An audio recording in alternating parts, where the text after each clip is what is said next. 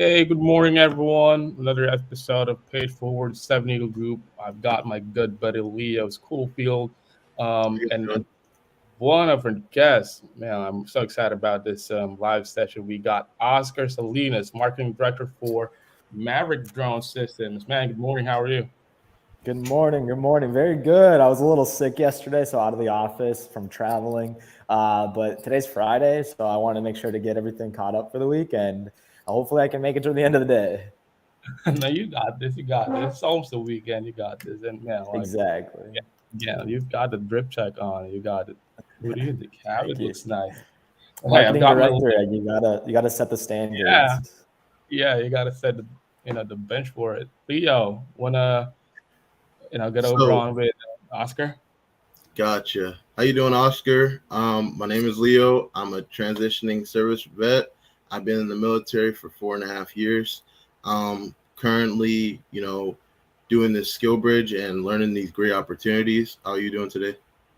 I'm doing very good. And right off the bat, thank you very much for serving. We really appreciate that. And on myself, like I said, I'm doing great. Can't complain. It's Friday. Weekend's almost here. It's a little gloomy out, a little chilly, but living in Minnesota, you're just kind of used to any weather we get here. So Right. Gotcha. So, real quick, Oscar, a few questions. The first of being, before we kick it off, you know, when did you figure out? Um, can you give us a little bit of background on yourself, basically? How you started, how things are going now, and the experiences you have? yeah, of course. I'll do kind of a little brief summary of myself and the background of how I got to where I am. So myself, I've been in Minnesota my whole life. I grew up in Georgia, so down south, but I wasn't there for very long. Kind of bounced around the states and then ended up here for most of my life. I graduated from a small school, so a population about 5,000, farm, very small. And I definitely wanted to get out to the city right away. So I started to go to college. I did some community courses out in Glencoe in that area. And then to get towards the city, I went to Hennepin Tech. I went to school for audio production / like technician. So working behind the studio, I wanted to make beats. I wanted to work with talent. Nice. I thought that's kind of the vibe I was working with. I wanted to be like the producer, Kanye West. But that Right. definitely was not the degree I went for. It was like working in the studio on the audio board, on the soundboard, and working with the talent and then doing the recording. So I have that background and knowledge. So with that being said, during school, there was a camera. I thought like, maybe I should pick this up and kind of make a career out of it, see what I can do. I know a friend who does weddings, like maybe I can do that. So during that time, I picked up a camera, got into portrait photography, and then kind of made my way through Instagram. So with Instagram, I kind of built my own platform. I built it to about 180,000 followers, and was able to kind of build a name for myself throughout the Minneapolis community, and also travel kind of a little bit through the United States to meet other friends and things like that through networking and awesome stuff through Instagram. And then I've done some talks here and there as well, some workshops. So with that background that I gained basically through my, I like to call it YouTube University, I learned all my skills through YouTube, like videography, photography. I then was able to get a job as a photographer. So I used that. I worked with Walzer. It's like one of the largest dealerships here in Minnesota. I took photos there. I was kind of balancing that back and forth with my own business as well as, the professional side of it. I then used that background to get a job as a videographer. So I was working for a company under their marketing program as just like a videographer, learning the ins and outs of a marketing department. Unfortunately, with that job, it was not the exact videography work that I wanted to. So with that being said, we both ended up splitting ways. And that exact same day, I actually found Maverick. So I was looking through kind of, your standard, like, what kind of job I want to do, what's the next outlook. And they had a videographer job. So I was like, oh, that's perfect. That's exactly what my background is. Let me just give it a try. They knew who I was because of my social media and my networking and things like that. So instead of giving me a videographer job, we talked about it, and I actually became the creative director as of January 2023. So with that being said, I took all of Maverick's marketing, all of their social medias, and I was able to clean everything up from start to finish. I was able then to use the knowledge that I gained through my Instagram and just social media building, was then able to then bring that across all of their platforms. So I was able to then bring up all their social medias, make them more cleanly, get them onto like a brand strategy. And then with those 3 months, I was then able to move up to marketing director just because of all the work I was able to put in, as well as the team I'm currently building underneath me. So that's a very kind of quick summary of my background and how I became a marketing director. But yeah, that's just a very brief thing. So Well, we appreciate that. We appreciate it. One really quick note on the stuff that you said. How hard? Because like you started out as like a kind of videographer slash photographer, right? Do social, lighting it up on social media. How was the transition for you, from being on that side to doing, I mean, it's still marketing, right? But on the drone industry, how was the transition for you? yeah, it was. I'd say it wasn't easy, but in regards, just because of the knowledge that I gained through, especially my social media, and then when I joined my old job, I was under their marketing umbrella. So I basically I looked at what they were doing and the positives, and I was able to then take that and then duplicate it at my current job.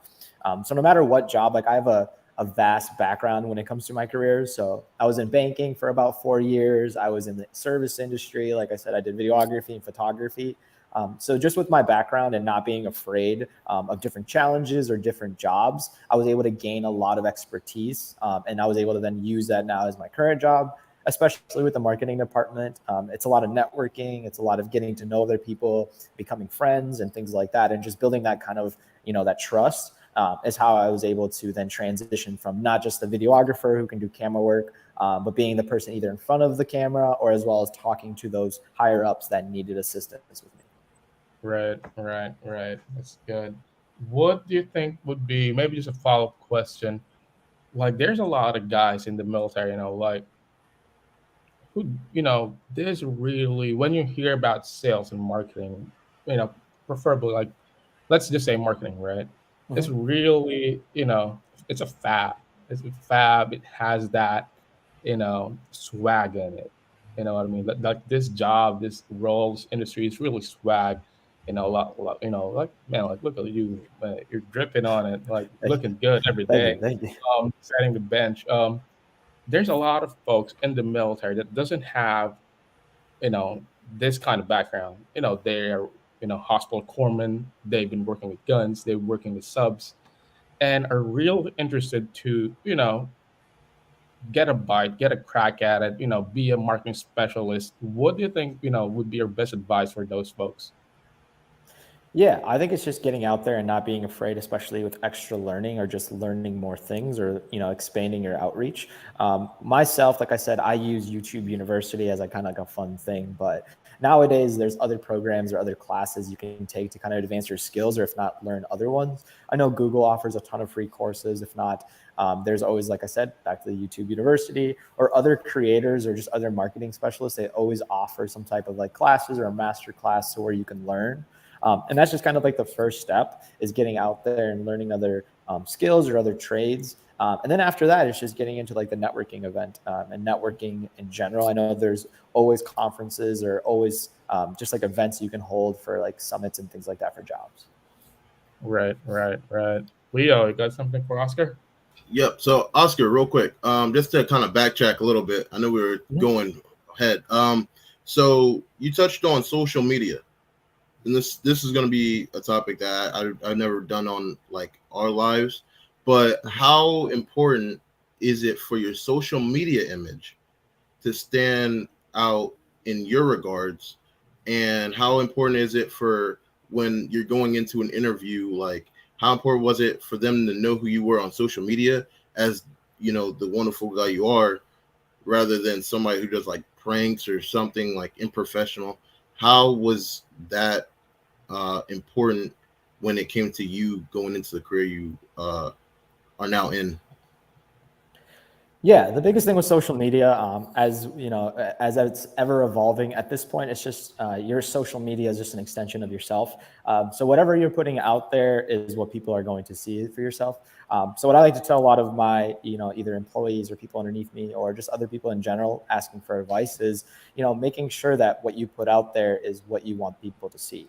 So I myself, for instance, I kind of make my social media. I have a professional one, and then I have my own personal one. So with my professional one, like LinkedIn, Facebook, all that, I make sure I'm always active, or at least making sure that people can see life updates and things like that, at least big things, so that people know that like, oh, Oscar's aware, Oscar is active, and they see like the big things that happen, especially with like new jobs or networking, especially.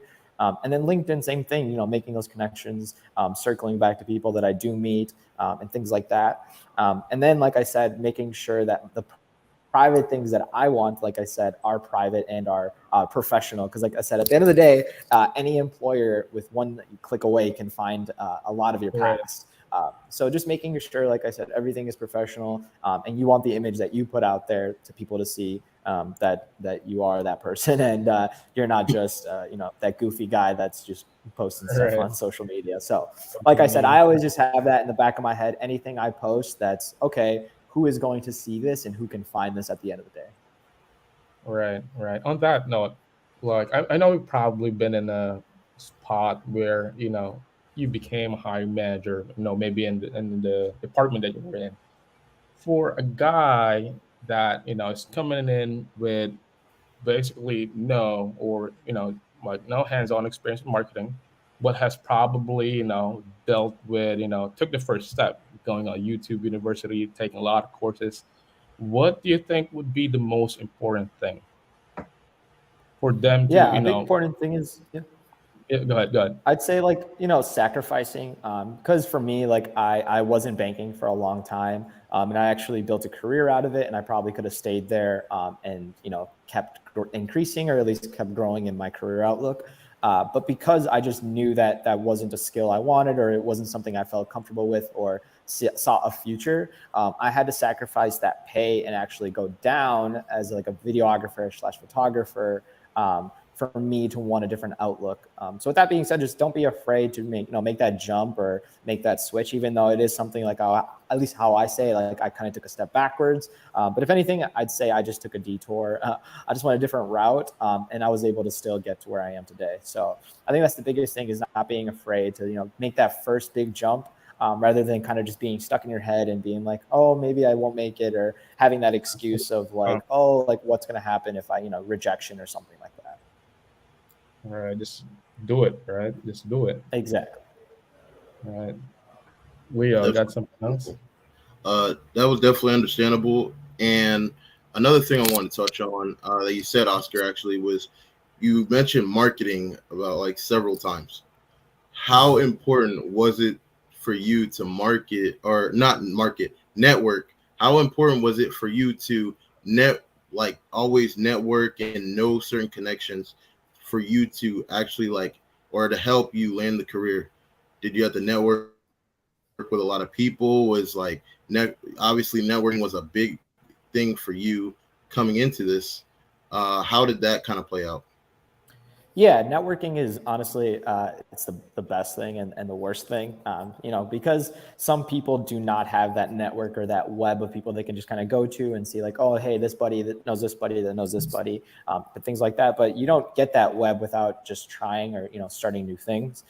So I had built that web and network via Instagram. So just using that one tool, I was able to probably get the last 3 jobs that I was in just because of them knowing my work and my portfolio, and getting my name out there. So that's the same exact thing with LinkedIn, just making those connections, finding those people, getting into those groups to get your name out there. Because at the end of the day, no one knew who Oscar Salinas was until I started posting photos and marketing myself, and then seeing that like, hey, Right. he was very successful already at doing his own business. Let's bring him into ours. I like that. And then with that, obviously, being a veteran, we're learning all these new traits, and you said networking and marketing yourself. Marketing is something that we learn about constantly. Always market and apply yourself to anything you do. And then another good question for you is, skills wise, like, are there any hard skills or soft skills that you might have learned in college before you joined the career, or have now, that you've been honing in on or learn in this past year, or while you've been in this career, that you feel that you are in? Yeah, I definitely think soft skills can go a long way. So because of like how I mentioned my vast background and all the jobs that I did, I actually worked for a call center for a bit and actually got like soft spoken training Right. skills during that time. So because of that, I'm very well versed in terms of talking with people, especially new people or people that just I've never met, and just kind of breaking down those barriers. I think that's the biggest thing is just killing people with kindness. There's nothing wrong with showing that side of you and getting to know the other person and networking in that aspect, and not being, like I like to say, fake, but it's true. Just letting the other person know your Right. background, letting the other person know like where you come from can go a long way, because then they'll see like where you come from and they could relate in that aspect. So just using those soft skills in terms of communication, and being able to talk with strangers, and not being afraid to get out there and speak. Right. Right. It's definitely Maybe. a confidence booster. Yeah. That's Exactly, exactly. a lot of people need that, especially like in my role that I'm in right now. I've been speaking with a lot of like folks who are vets or like transition like Leo. Like they're like these are anxious times for them. Like you'll get guys who'll get to speak with guys who right after high school they join the military. Now they're going back to the civilian life. They don't know what to do. What do you think, aside from just doing it, what do you think would be your number one advice for folks who are maybe just not on marketing? What would be your best advice for those guys who are returning to their civilian lives?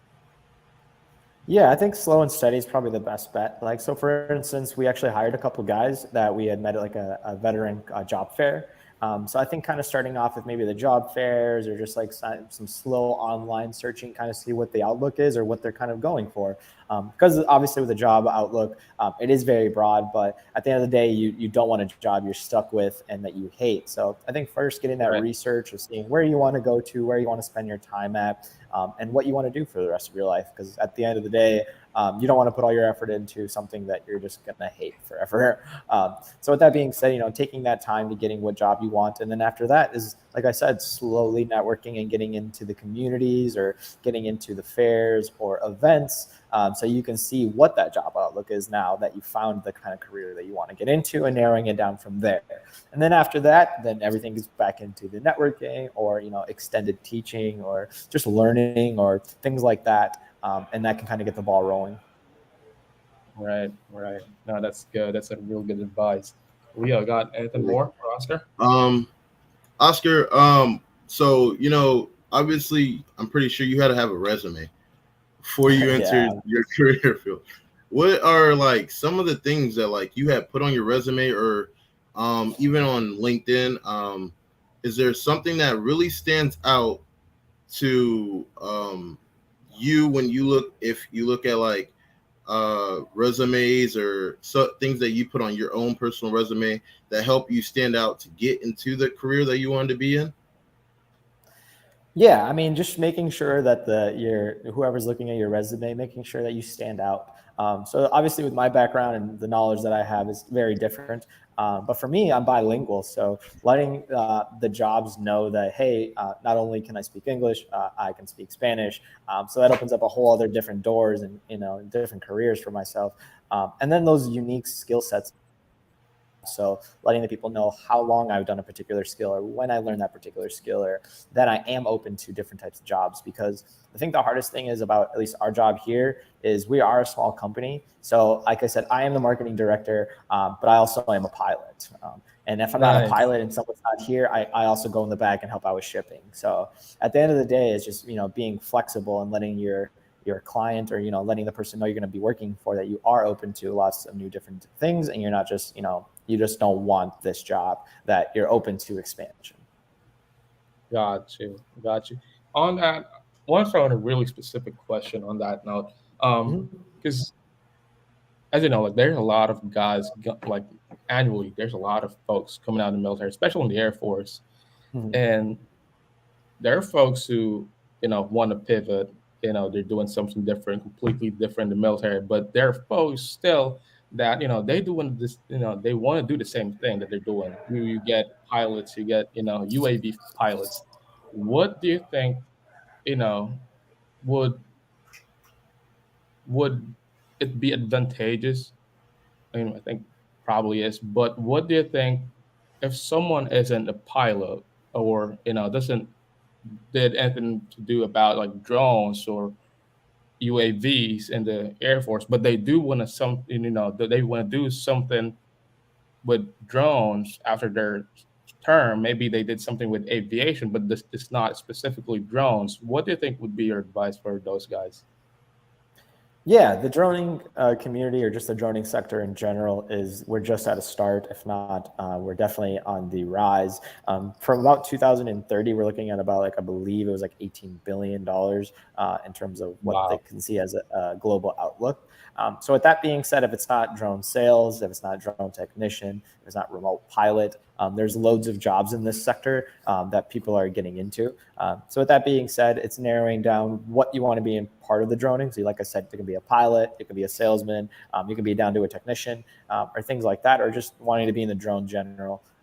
You can be, someone that works kind of like in the warehouse options. But yeah, when it comes to piloting, that in general just has loads of jobs. So if it's not, crop scouting, we have people that do that for piloting. We have people doing thermal inspections for pilots. So that's working with either real estate companies or just their own businesses where they can do thermal inspections on roofing, as well as surveyors. The surveyors are using drones constantly to make mapping and 3D construction and things like that.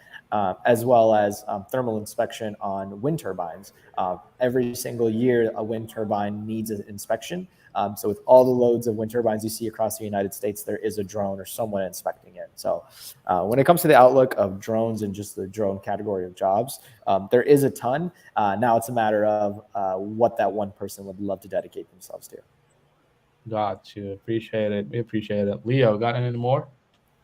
I think my next and final question for you, Oscar, is you know, you did talk about some of the struggles, and I know going from military transition back to civilian world is a struggle.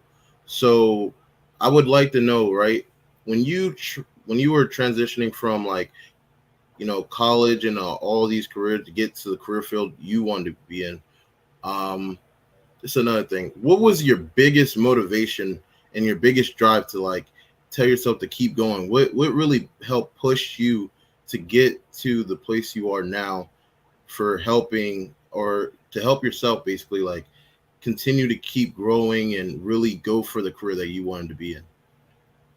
Yeah, so I myself, it's funny because I've been grinding when it comes to my life the whole time. I'm a big hustler. Everything I've gotten, I've definitely worked my butt off for it. So, I remember my first job when I was 18. I was working sanitation 9 p.m. to 6 a.m. Soaking wet all day, using a hose, like hosing down these machines that were giving out these Burger King eggs, those egg patties. Yeah, we were cleaning all those, and I was just that's not the job I wanted. And every day I just always remind myself, that's what you used to do, and look at where you are now. So at the end of the day, grind, hustle, hustle, hustle. That's just my biggest mentality. And I know what I want, and if I don't grind, I won't get it. I went to school for like a semester for marketing, and I was like, this is terrible. I can't do it. So then I ended up dropping out. And then here I am now, still in the marketing department as a marketing director. So at the end of the day, you have to put in some sweat, you have to grind, and you have to hustle for what you want, because it's not always just going to be given to you. So at the end of the day, there are hard times, but it's just a matter of that mindset and, turning on that switch to say, it is hard right now, but tomorrow's another day, and I can tackle it then. right.